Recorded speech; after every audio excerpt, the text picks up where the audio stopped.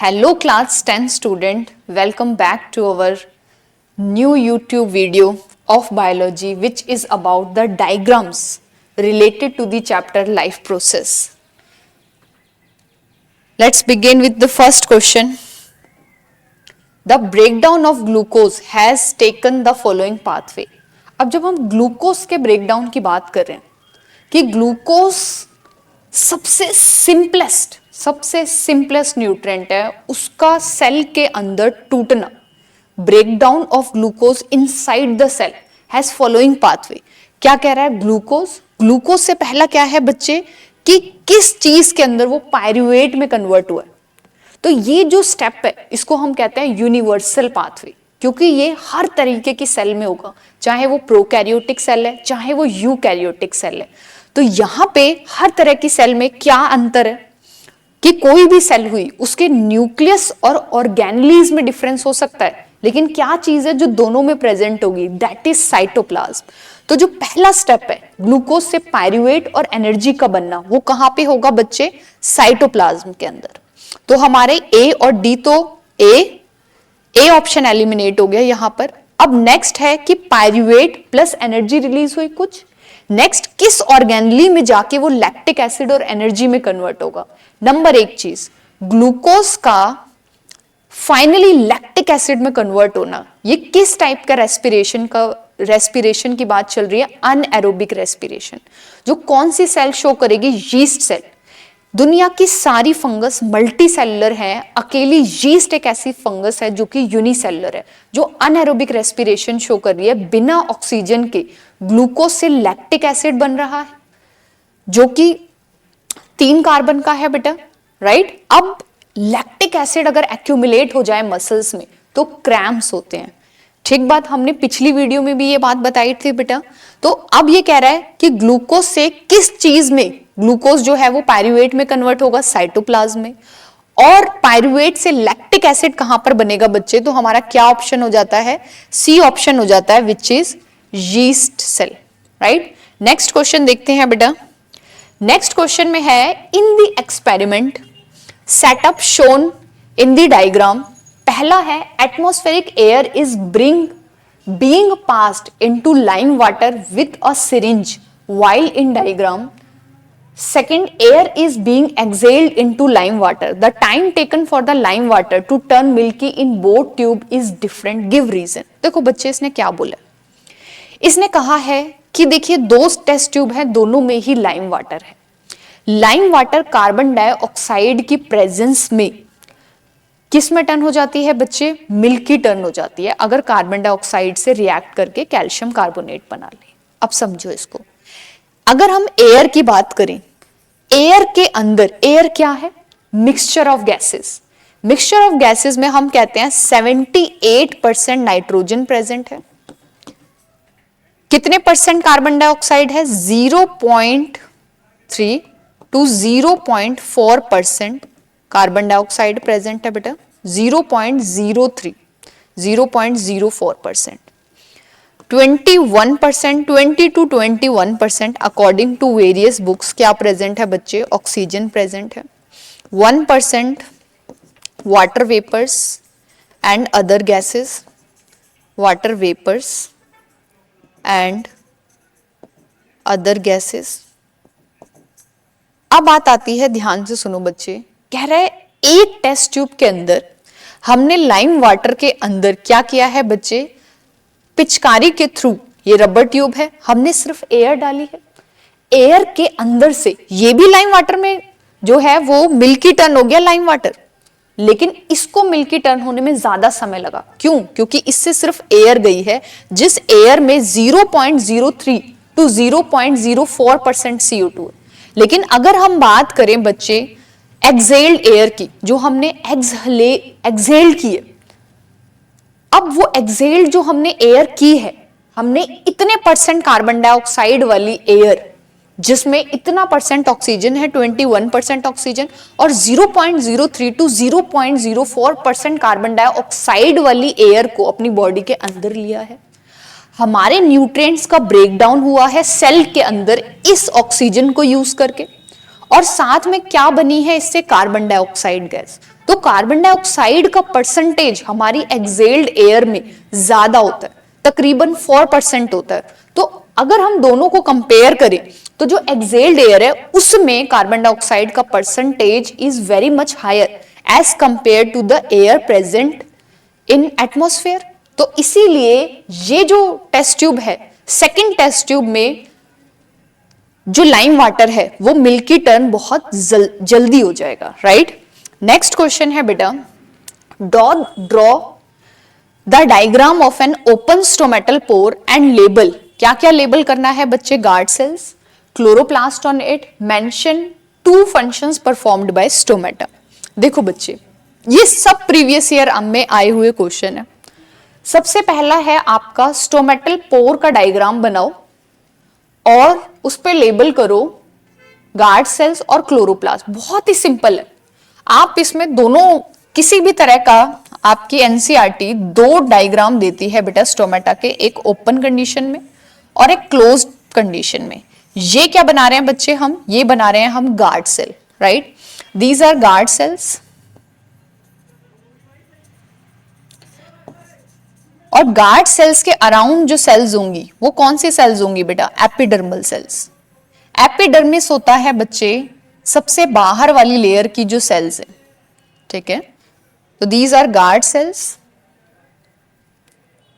दोनों बेटा ये क्या है, गार्ड सेल्स हैं।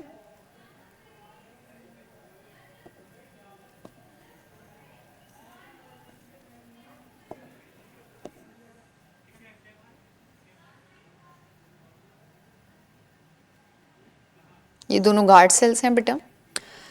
और हमें बनाना क्या है, आप देखें बच्चे, अगर आप अपनी एनसीईआरटी में ये डायग्राम देखते हैं, ध्यान से सुनिएगा बच्चे।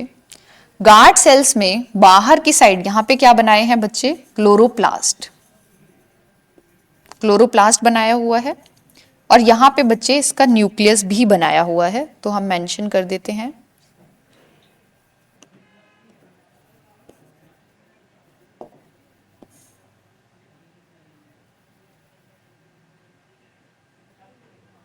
यहाँ पे हम एक न्यूक्लियस बना देते हैं बेटा, और बाकी हमारी गार्ड सेल्स हैं, क्लोरोप्लास्ट हैं ऑर्गेनली। यहाँ पे भी ऐसे ही बेटा क्लोरोप्लास्ट बनाना है आपको कॉर्नर्स पर, और ये हमारा ये न्यूक्लियस हो गया यहाँ पर पे, ये हो गया बेटा हमारा क्लोरोप्लास्ट ऑर्गेनली। तो दीज आर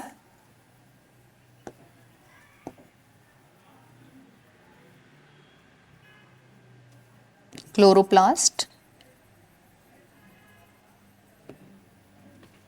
और ये क्या है बच्चे, एपिडर्मल सेल है। ये जो बीच का हमारा पोर है गार्ड सेल्स के बीच में, इसको हम क्या कहते हैं बच्चे, स्टोमेटल पोर या स्टोमेटा। ओपनिंग, बीच का जो ऐसा हिस्सा है जो खाली है, जहां पे कुछ नहीं है, ताकि इसके बीच में से गैसेस जा सके, इसके बीच में से वाटर वेपर के फॉर्म में जा सके। जो हिस्सा खाली है बच्चे उसको हम कहते हैं स्टोमेटल पोर। अब ये ओपन कैसे होता है स्टोमेटा, अगर इन गार्ड सेल्स में बहुत अच्छे से वाटर का कंटेंट है, ये पूरी तरीके से टर्जिड है वाटर के कंटेंट की वजह से, तो ये ओपनिंग हो जाएगी स्टोमेटल पोर की। और फिर एक्सचेंज ऑफ गैसेस और ट्रांसपिरेशन दोनों पॉसिबल होगा। इस कंडीशन को हम क्या कहते हैं बच्चे, this is open stomatal pore.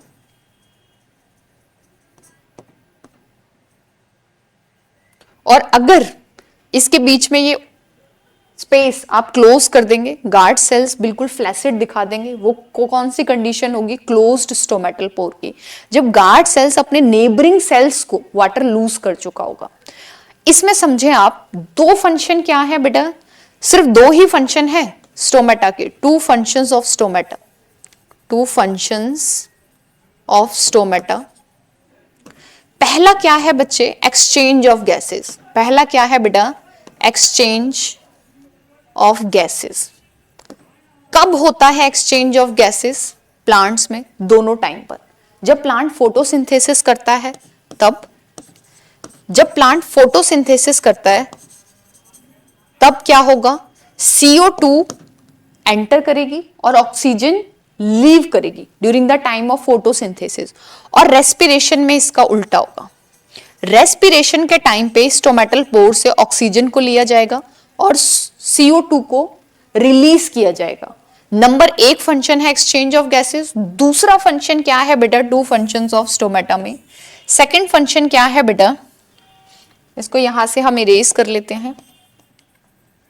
Second function very very important is transpiration. Transpiration, what is transpiration? The loss of water in the form of water vapor through the aerial parts of the plant, उसको हम क्या कहते हैं बच्चे, transpiration. Transpiration भी किसके through होगा बेटा, स्टोमेटा के थ्रू। ये डिपेंड करता है, आपको अब इसमें ट्रांसपिरेशन लिखना भी पड़ेगा बेटा, ठीक है। आप इसकी पूरी डेफिनेशन भी लिखें, the loss of water in the form of water vapour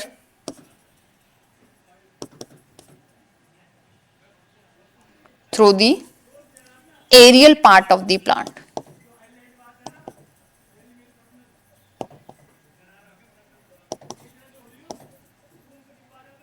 right, तो 2 फंक्शन क्या है बेटा स्टोमेटा के, number 1 exchange of gases and number 2 transpiration. Next question, next क्या है देखो बेटा, observe the following diagram and identify the process and its significance from the following. पहला है इवेपोरेशन। ये किस चीज का डायग्राम दिखा रखा है, यहां पे ये रूट पार्ट है बेटा, क्या है बच्चे यहां पे क्या शो कर रखा है बेटा, ये रूट शो कर रखे, और ये क्या दिखा रखा है कि ये सक्शन पुल क्रिएट हो रहा है, किस वजह से कि यहां से ये क्या है, ये ट्रांसपिरेशन की प्रोसेस हो रही है। इस ट्रांसपिरेशन की वजह से जो लॉस ऑफ वाटर हो रहा है from the aerial part of the plant, जो हमने अभी डिस्कस किया, वो एक सक्शन पुल क्रिएट करता है, जिसकी वजह से पानी रूट से शूट जाइलम, रूट जाइलम से शूट जाइलम से लीव्स तक पहुंचता है। तो ये कह रहा है observe the following diagram and identify the significance from the following. पहला, evaporation maintains water content in leaf cell. दूसरा, transpiration creates a suction force which pulls water inside the plant. Very very important, ये बिल्कुल correct है बेटा, ये बिल्कुल correct है। ये कौन सी प्रोसेस शो हो रही है, ट्रांसपिरेशन, अभी डिस्कस किया हमने डिटेल में। Excretion, help in excreting out waste water from the plant. Translocation, helps in transporting water material from one cell to another. Although इस क्वेश्चन में क्योंकि हमें एक ही ऑप्शन दे रखा है, लेकिन मेरे हिसाब से अगर ये मल्टीपल चॉइस क्वेश्चन होता तो इसमें ये बात भी बिल्कुल करेक्ट है। एक्सक्रीशन, प्लांट में जो एक्सेस वाटर होता है वो भी एक तरह का वेस्ट है, और उसको निकालने के लिए वो ट्रांसपिरेशन प्रोसेस ही यूज करता है। तो excretion help in excreting out waste water from the plant, ये भी इसका आंसर बनता बेटा। लेकिन अगर क्योंकि ये सिर्फ एक ही चॉइस है हमारे पास, तो हम ट्रांसपिरेशन पे जाएंगे बच्चे, ठीक है। ट्रांसलोकेशन किसे कहते हैं हम, ट्रांसलोकेशन होता है कि प्लांट में जो खाना बना है, जो उसके लीव्स के अंदर फोटोसिंथेसिस से खाना बना है, उसके सॉल्युबल प्रोडक्ट्स को प्लांट के हर सेल तक पहुंचाना इज ट्रांसलोकेशन, जिसका काम फ्लोएम करता है, राइट। नेक्स्ट क्वेश्चन है बच्चे हमारा, consider the following statement in connection with the functions of the blood vessels marked A and B in the diagram of human heart as shown. अब इस diagram को देखो, कंसीडर करो इस डायग्राम को। आपको ये डायग्राम बहुत अच्छे से टिप्स पे होना चाहिए, कौन सा जो आपकी एनसीईआरटी में गिवन है, ये वही डायग्राम है। अब देखो इसमें क्या क्या दे रखा है। ये क्या हो जाएगा बच्चे, ये हमारा राइट हैंड है, तो ये लेफ्ट एट्रियम हो गया। ये क्या हो गया बच्चे, this is left atrium, this is left ventricle, right atrium, right ventricle. पहले हम लेबल कर लेते हैं। राइट वेंट्रिकल से जो ये ब्लड वेसल जा रही है, ये क्या है, दिस इज पल्मोनरी आर्टरी, जो कि किसके लिए जा रही है बच्चे, लंग्स के लिए जा रही है, ये लंग्स में जाएगी। लेफ्ट एट्रियम में जो ब्लड वेसल आ रही है वो कौन सी है बच्चे, जो कि होगी पल्मोनरी वेन। पल्मोनरी वेन जो कि लंग्स से ऑक्सीजनेटेड ब्लड ले करके आती है, ये ले करके जाएगी और ये ले करके लंग्स से ऑक्सीजनेटेड ब्लड को लेफ्ट एट्रियम में लाएगी पल्मोनरी वेन। अब क्वेश्चन में ऑप्शंस देखो, पहला क्या दे रखा है, blood vessel A it carries carbon dioxide rich blood to the lungs. Blood vessel A it carries carbon dioxide rich blood to the lungs, बिल्कुल सही बात है। सारा डीऑक्सीजनेटेड ब्लड राइट वेंट्रिकल में आ गया, राइट वेंट्रिकल से ऑक्सीजनेटेड होने के लिए कहा जाएगा लंग्स में, तो ये बिल्कुल करेक्ट है। नेक्स्ट पूछा है हमसे बेटा, ए ऑप्शन हमारा करेक्ट हो गया, blood vessel B it carries oxygen rich blood from the lungs. It carries oxygen rich blood from the lungs, ये भी बिल्कुल ठीक बात है कि लंग्स से जो ऑक्सीजन रिच ब्लड है वो लंग्स से हार्ट के अंदर लेफ्ट एट्रियम के अंदर कौन ला रहा है, पल्मोनरी वेन। थर्ड है blood vessel A right atrium has thick muscular wall. Atrium की तो वैसे भी मस्कुलर वॉल थिक नहीं होती, वेंट्रिकल्स की थिक होती हैं क्योंकि इन्हें दूसरे ऑर्गन्स को ब्लड भेजना होता है। हालांकि राइट वेंट्रिकल को सिर्फ लंग्स को भेजना है जो कि हार्ट के दोनों साइड है, और लेफ्ट एट्रियम को पूरी बॉडी लेफ्ट वेंट्रिकल को पंप करके ब्लड पूरे बॉडी के ऑर्गन्स तक भेजना है। तो जो सबसे थिक और स्ट्रॉन्ग मसल्स होंगी वो होगी लेफ्ट वेंट्रिकल की, वो चैम्बर भी सबसे बड़ा होगा। लेकिन जो राइट वेंट्रिकल है वो भी एट्रियम के कंपैरिजन में तो थिक होगा। एट्रियम तो वैसे भी थिक नहीं होता बेटा, क्योंकि उसे सिर्फ पंप करके ब्लड अपने से नीचे वाले चैम्बर सिर्फ वेंट्रिकल्स में भेजना होता है। तो हमारा ये जो है left atrium has thick muscular wall, ये बात गलत हो गई, ये बात बिल्कुल ठीक है। Third, left atrium relaxes as it receive blood from the blood vessel, बिल्कुल ठीक है। जब लेफ्ट एट्रियम रिसीव करेगा ब्लड तो उस टाइम पर वो रिलैक्स कंडीशन में होगा, जब वो अपने से नीचे चैम्बर में भेजेगा तब वो कॉन्ट्रैक्ट करके भेजेगा। तो ये तीनों ऑप्शन सही हो गए हमारा, blood first, second and third. अब इसमें देख लेते हैं कौन सा है बच्चे, फर्स्ट, सेकंड एंड थर्ड, तो हमारा डी ऑप्शन हो गया ये। नेक्स्ट क्वेश्चन देखते हैं। नेक्स्ट क्वेश्चन है बच्चे, observe the diagram of a activity given below, what does it help to conclude when a person exhales into the test tube. Although same ऐसा ही क्वेश्चन हम पहले कर चुके, उसमें बस इतना अंतर है कि उसमें एनसीईआरटी में एग्जैक्ट जो एक्टिविटी दी हुई थी वही डायग्राम था, इसमें खाली वो एक दिया हुआ है एक्सहेल्ड एयर वाला। अब देखो इसमें ऑप्शन क्या क्या है, लाइम वाटर मिल्की टर्न हो जाएगा कार्बन डाइऑक्साइड के प्रेजेंस में। अब देखो इसमें क्या दिया हुआ है, percentage of carbon dioxide is more in inhaled air. Inhaled air में कार्बन डाइऑक्साइड की परसेंटेज कितनी है, 0.03 टू 0.04%। एक्सहेल्ड एयर में 4.4% के करीब है, तो एक्सहेल्ड एयर में ही ज्यादा है, ये ऑप्शन बिल्कुल गलत हो गया। सेकेंड है fermentation occurs in the presence of oxygen. Fermentation कहते ही उसे है अनाएरोबिक रेस्पिरेशन को जिसमें ऑक्सीजन ना यूज हो, जो यीस्ट में होता है, ये भी गलत हो गया। Percentage of carbon dioxide is more in exhaled air, जो हम पहले डिस्कस कर चुके हैं, absolutely correct. Fermentation occurs in the presence of carbon dioxide, ये भी बकवास बात है। तो हमारा सही क्या है बेटा, सी ऑप्शन, राइट। चलिए नेक्स्ट क्वेश्चन देखते हैं बेटा, respiratory structures of two different animals. आपकी एनसीईआरटी भी दो तरह के एनिमल्स की बात करती है रेस्पिरेशन में, एक्वेटिक एंड टेरेस्ट्रियल। जो अर्थ पे रहते हैं एनिमल्स वो एटमॉस्फेरिक एयर को ले रहे हैं जिसमें ऑक्सीजन का परसेंटेज 21% तक है। जो पानी के अंदर रह रहे, जो एक्वेटिक एनिमल्स हैं, उनको डिसॉल्व ऑक्सीजन, जो पानी में डिसॉल्व हो जाए उसको लेते हैं वो, और कितनी होती है, सिर्फ 1%। तो सेम उनकी बॉडी में भी न्यूट्रिएंट्स ऑक्सीजन की प्रेजेंस में ही ब्रेक डाउन होंगे सेल में, तो उनको इतनी ऑक्सीजन लेने के लिए हमसे ज्यादा बार ब्रीथ करना पड़ता है, उनका ब्रीदिंग रेट हाई होता है। अब देखो क्या कह रहा है इसमें कि रेस्पिरेटरी स्ट्रक्चर दिया है दो डिफरेंट एनिमल्स का, एक फिश दे रखी है, फिश में क्या होगा, एक्वेटिक ऑर्गेनिजम्स के अंदर रेस्पिरेटरी ऑर्गन्स क्या होते हैं, gills, and human beings are shown.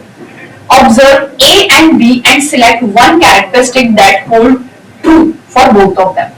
क्या होना चाहिए, अगर हम खुद से सोचें, कोई एक ऐसा रेस्पिरेटरी ऑर्गन का क्या कैरेक्टरिस्टिक होना चाहिए, उसको थिन होना चाहिए, उसको मॉइस्ट होना चाहिए, उसका सरफेस एरिया ज्यादा होना चाहिए ताकि ज्यादा ब्लड कैपिलरीज उससे अटैच हो और रैपिड डिफ्यूजन हो। चलो इसके ऑप्शंस देखते हैं, क्या दे रखा है बेटा, both are placed internally in the body of animal, नहीं बेटा, गिल्स बिना कवर के भी बाहर की साइड होती हैं, ठीक है। Both have thin and moist surface for gaseous exchange, both are poorly supplied, richly supplied होना चाहिए था बेटा, with blood vessels to conserve energy in both the blood returns to the heart after being oxygenated। ऐसा नहीं है। किसके case में? Fishes के केस में। फिशेस के केस में हार्ट में हमेशा ही डीऑक्सीजनेटेड ब्लड रहता है, और डीऑक्सीजनेटेड ब्लड हार्ट से कैपिलरीज के थ्रू जाता है गिल्स के पास, गिल्स उसको ऑक्सीजनेटेड बनाती हैं और वापस से बॉडी ऑर्गन्स को भेज देती हैं through the blood vessels. Blood vessels के थ्रू डीऑक्सीजनेटेड ब्लड हार्ट तक जाता है। सिर्फ दो ही चैम्बर है, एक एट्रियम और एक ventricle, single circulation of blood है, और फिर उसके बाद ये डीऑक्सीजनेटेड ब्लड गिल्स के पास जाता है। तो ये बात भी गलत हो गई बेटा कि हमारे अंदर ऐसा है कि हार्ट के अंदर ऑक्सीजनेटेड ब्लड जाएगा, लेकिन फिशेस के पास ऐसा नहीं है बेटा, ठीक है। तो इसमें क्या है कि दोनों का ही थिन और मॉइस्ट सरफेस है फॉर गैसियस एक्सचेंज, बाकी सारे ऑप्शंस गलत है। नेक्स्ट क्वेश्चन क्या है बेटा हमारा, which of the following statements are correct in reference to the role of A shown in the given diagram during a breathing cycle in human beings? It helps to decrease the residual volume of air in lungs. It flattens as, ये A part बेटा इसको यहाँ पे mention कर लेते हैं, ये A part diaphragm के लिए दे रखा हो। अब इस क्वेश्चन को वापस से पढ़ते हैं। डायफ्राम के बेसिस पे पूछा है कि आप बताएं इसमें से ए पार्ट, पहले तो पता होना चाहिए आपको ए पार्ट डायफ्राम के लिए है बेटा, कि उसका ब्रीदिंग साइकिल में क्या रोल है। It helps to decrease the residual volume of air in lungs. Although आपकी क्लास 10th में रेजिडुअल वॉल्यूम की बात नहीं होती, बट स्टिल आपको पता होना चाहिए। रेजिडुअल वॉल्यूम का मतलब है कि the volume of air in lungs, अगर हम फोर्सफुल एक्सपीरेशन से मैक्सिमम एक्सहेल करने की कोशिश करें तो भी हम जितना एयर अपनी बॉडी से बाहर निकाल पाएंगे, उसके बावजूद भी एक रेजिडुअल वॉल्यूम ऑफ एयर आपके लंग्स में रहता है। वो आप जब तक इंसान वाइटल है, लिविंग है, वो air volume of lungs air में ही रहता है, जिसको हम फोर्सफुली एक्सहेल करने पर भी नहीं निकाल सकते। That is the residual volume of air. कह रहा है it helps to decrease the residual volume, इसका उससे कोई लेना देना नहीं है बच्चे। It flattens as we inhale, ये बिल्कुल ठीक है। ये क्या करता है बच्चे, ये फ्लैट हो जाता है जब हम इनहेल करते हैं। डायफ्राम क्या होगा, अपनी जगह से नीचे जाएगा। इंस्पायरेशन या इनहलेशन एक एक्टिव प्रोसेस है, उसमें एनर्जी लगती है। ये जो यहां पर डायफ्राम की जो पोजीशन है वो बिल्कुल उसकी रेस्टिंग स्टेज है। जब हम इनहेल करते हैं वो एक एक्टिव प्रोसेस है, उसमें डायफ्राम कंस्ट्रिक्ट करता है, अपने से लोअर जाता है बेटा, और इस वॉल्यूम ऑफ थोरेसिक कैविटी को इंक्रीज करता है। तो it flattens as we inhale, it gets rise as we inhale, ये बिल्कुल गलत बात है बच्चे, ठीक है। It helps the chest cavity to becomes larger, बिल्कुल ठीक है। तो ये क्या हो गया बेटा हमारा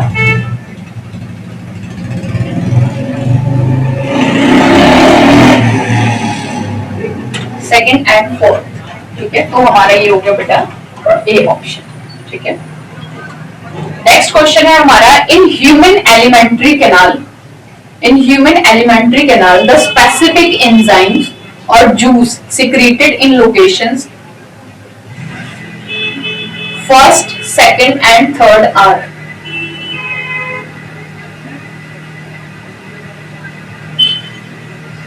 फर्स्ट इसमें दे रखा है बच्चे, इसमें थोड़ा सा आपको क्लियर नजर नहीं आ रहा होगा, मैं आपको बता देती हूँ बेटा।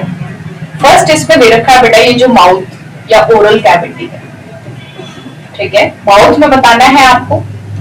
दूसरा आपको बताना है बच्चे स्टमक के अंदर, दिस इज सेकेंड, और थर्ड आपको बताना है बच्चे लीवर के अंदर। ये क्वेश्चन हमारा कंप्लीट हो गया। अब इस डायग्राम के बेस पे बताओ, स्टमक माउथ के अंदर कौन सा एंजाइम होता है बच्चे, अमाइलेज।